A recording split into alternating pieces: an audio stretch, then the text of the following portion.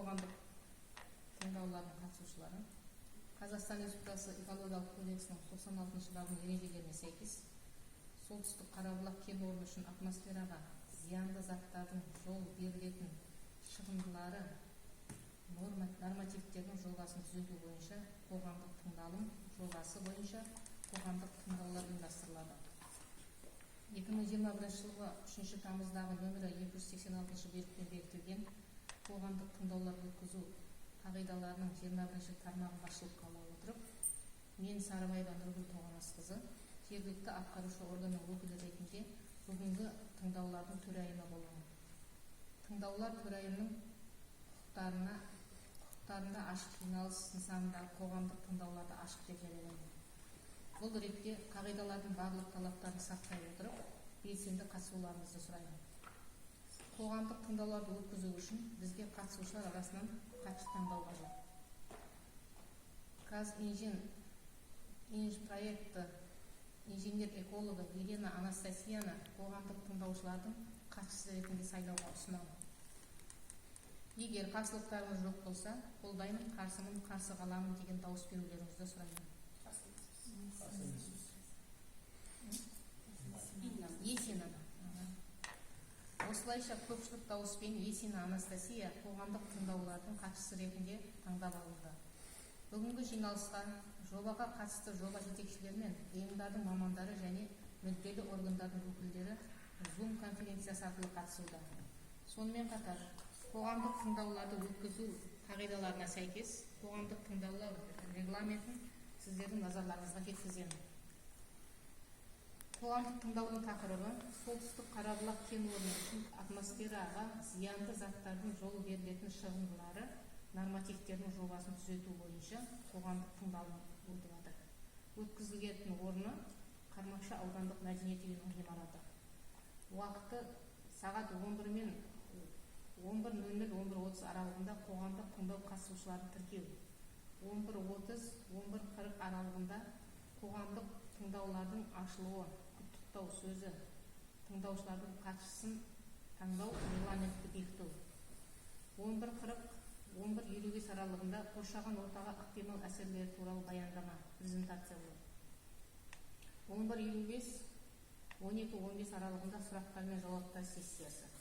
12:15-12:30 аралығында қорытынды жасау, қоғамдық тыңдаулардың жабылуы. Аталған регламентке дауыс беруіңізді және бекітуіңізді сұраймыз. Қолдаймын, қарсымын, қарсы қаламын деп. Бейне және фототүсірілім жүргізіліп жатқан естеріңізге саламын. Баяндама аяқталғаннан кейін сұрақтарыңызды қоюларыңызға болады. Барлық ескертулер мен ұсыныстар қоғамдық тыңдаулардың хаттамасына енгізілетін болады. Алайда қоғамдық тыңдаулар тұрғысынан сұрақтар қоюларыңызды сұраймыз. Сөз сөйлеушілерді бөлмеуді, сыпайы болуды, іс-шараның барлық қатысушыларынан сөйлеуге мүмкіндік беруді өтініп сұраймын. Сұрақтарды қоймас бұрын өзіңізді таныстыруды және өкілдік ететін ұйымның атауын, лауазымыңызды айтуды сұраймын. Сөз кезегі қоршаған ортаға ықтимал әсерлері туралы есепті әзірлеуші өкілі баяндамашы Бекеева Ағерке Орынбекқызына беріледі. Қайырлы күн қоғамдық тыңдауға қатысушылар, менің атым Бекеева Ағерке Орынбекқызы. Бүгін сіздерге солтүстік Қарабұлақ кен орнының атмосфераға зиянды заттардың жол берілетін шығындылар нормативтерінің жобасын түзету бойынша есебін таныстыратын боламын. Қоғамдық тыңдаулар төрайымы жаңа регламентті сіздерге таныстырып өтті. Одан кейін оператор туралы жалпы мәліметтерді айта өтсем, оператордың негізгі саласы шикі мұнай және ілеспе газ өндіру. Жобаларды әзірлеу мақсаты 2025 жылға арналған атмосфераға зиянды заттардың жол берілетін шығындылары нормативтерінің жобасын түзету, сонымен қатар қоршаған ортаның тиісті бөлімдерін әзірлеумен қатар жүретін бірқатар жобаларды іске асыруға байланысты. Бұл жобаларды іске асыру кәсіпорынның ағымдағы өндірістік қызметін қамтамасыз етеді. Одан кейінгі слайдта ситуациялық карта, яғни кәсіпорынның орналасу схемасы көрсетілген. Одан кейінгі слайдта құрылыс жұмыстары және пайдалану кезеңде жұмыс жобасының атмосфералық ауаға әсерін бағалау. Аталмыш жобаның іске асырылуы кезінде барлығы 27 стационарлық көздер анықталды. Оның 16-сы ұйымдастырылған. Құрылыс жұмыстары кезінде 10 стационарлық көздер анықталды, оның 2-і ұйымдастырылған және 8-і ұйымдастырылмаған. Және пайдалану кезеңінде 10 стационарлық көздер анықталды, оның 10-і ұйымдастырылған. және ұңғымаларды күрделі жөндеу кезінде 7 стационарлық көздер анықталды. Оның 6-ы ұйымдастырылған, 1-еуі ұйымдастырылмаған. Олар атмосфераның ластану деңгейін талдау кезінде, құрылыс кезінде жердегі концентрациялар атмосфераның ауаның стандарты сапа критерийлерінің төмен мәндерге ие болатын және санитарлық қорғау аймағының шекарасында шекті рұқсат етілген концентрациядан аз болатындығын көрсетті. Одан кейінгі слайдта құрылыс және пайдалану кезеңінде атмосфераға ластаушы заттардың жол берілетін шығындылар көрсетілген құрылыс пайдалану және күрделі жөндеу кезінде. Одан кейінгі слайдта құрылыс және пайдалану кезеңінде суды тұтыну және суды бұру. Өндірістік қажеттіліктерге ауыз су пайдаланылмайды, ағынды суларды ағызу жер үсті су объектілеріне жүзеге асырылмайды, су ұтымды түрде пайдаланылады. Жер үсті және жер асты суларына әсері болжанбайды. 8 және 9 слайдтарда құрылыс монтаждау және пайдалану кезінде қалдықтарды жинау және оны басқару бағдарламасының жобасы.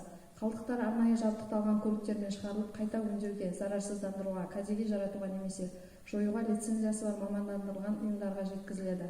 Қалдықтарды уақытша сақтау тек мамандандырылған орындарда, ыдыстарда, мамандандырылған алаңдарда жүзеге асырылады.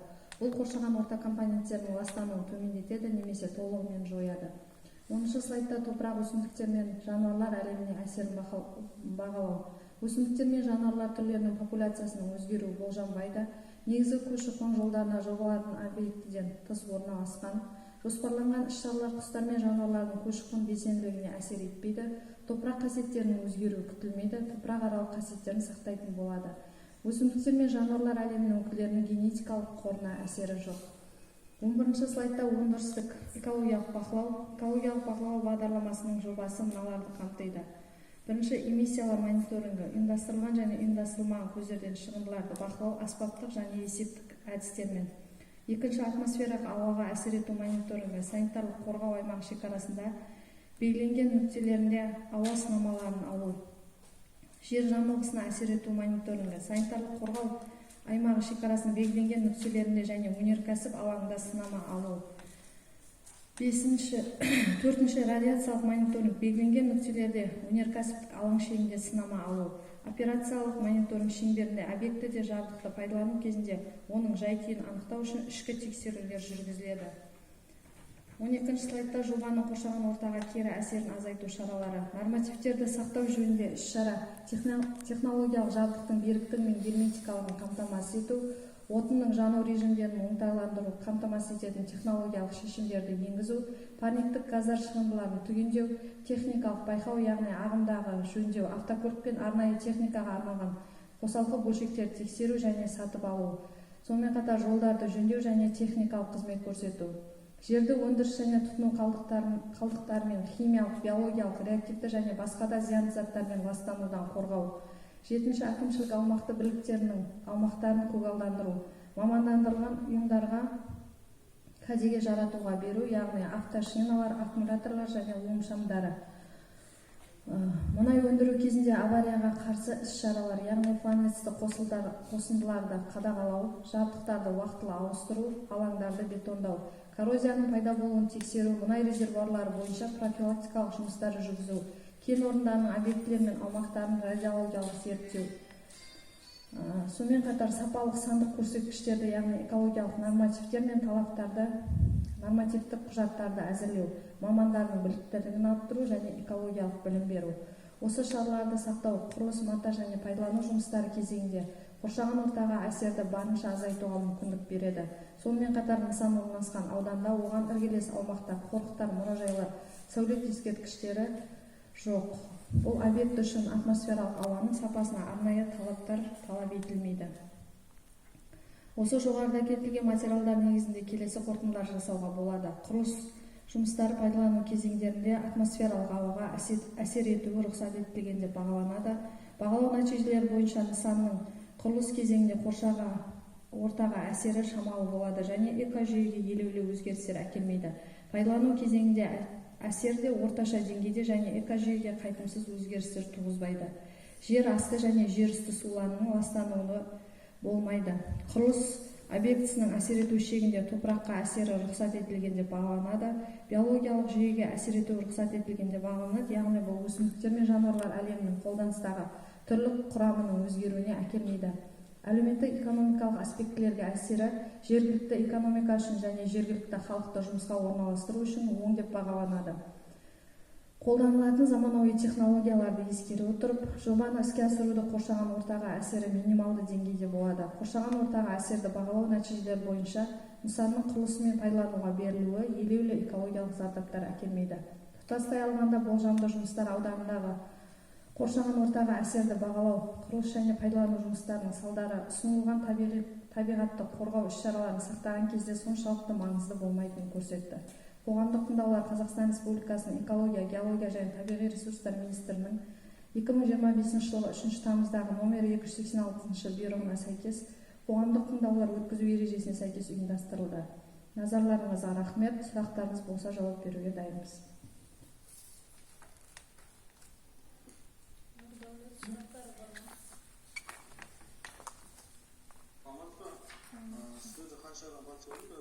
Қазір 10 адам.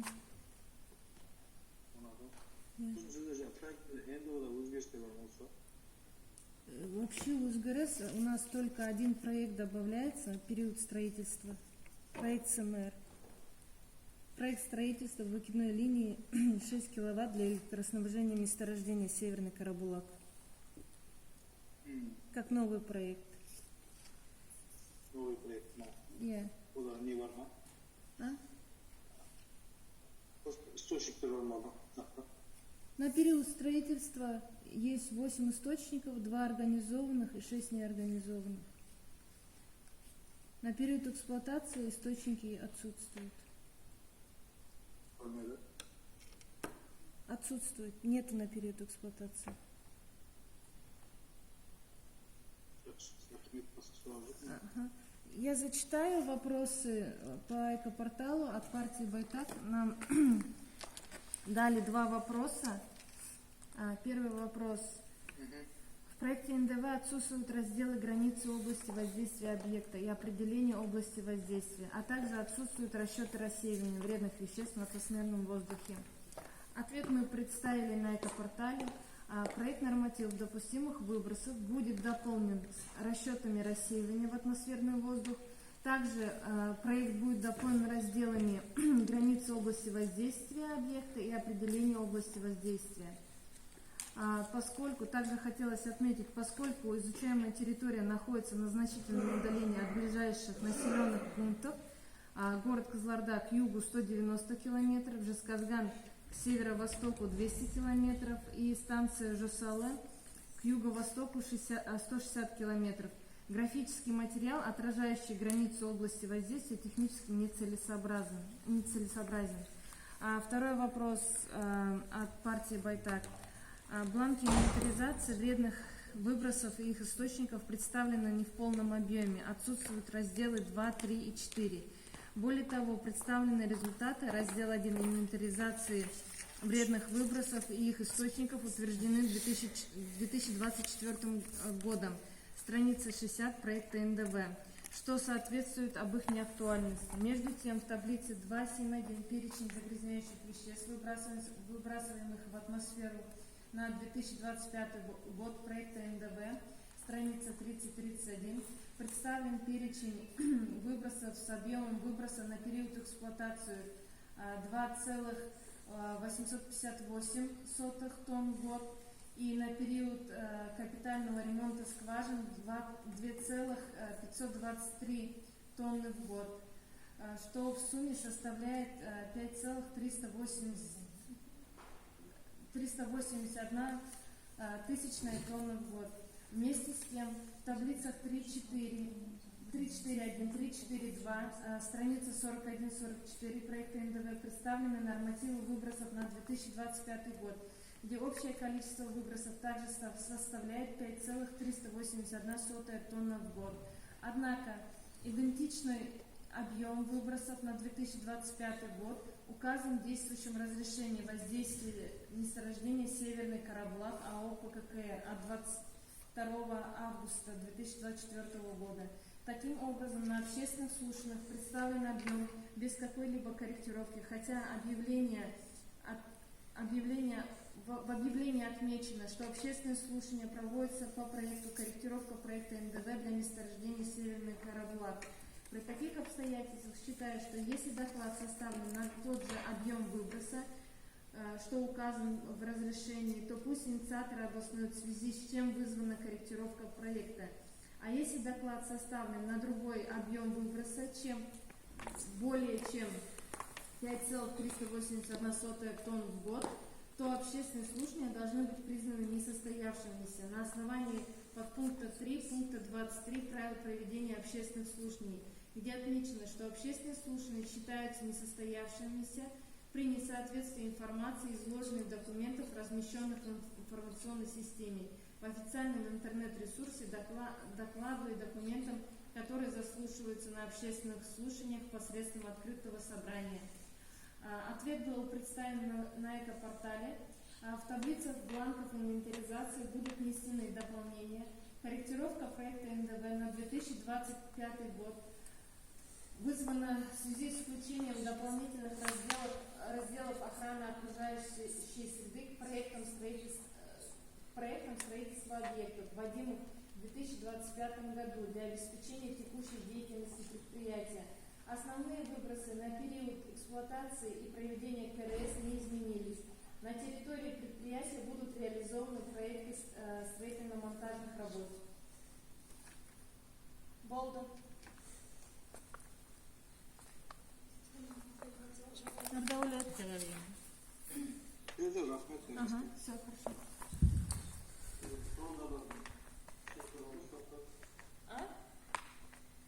Тағы сұрақтар, ұсыныстар, ескертулеріңіз бар ма? Басқа сұрақтарыңыз жоқ болса, бүгінгі қоғамдық тыңдау өткізілді деп жариялаймыз. Қоғамдық тыңдауларда жабық деп жариялаймыз. Уақыт тауып белсенді қатысқандарыңыз үшін рахмет.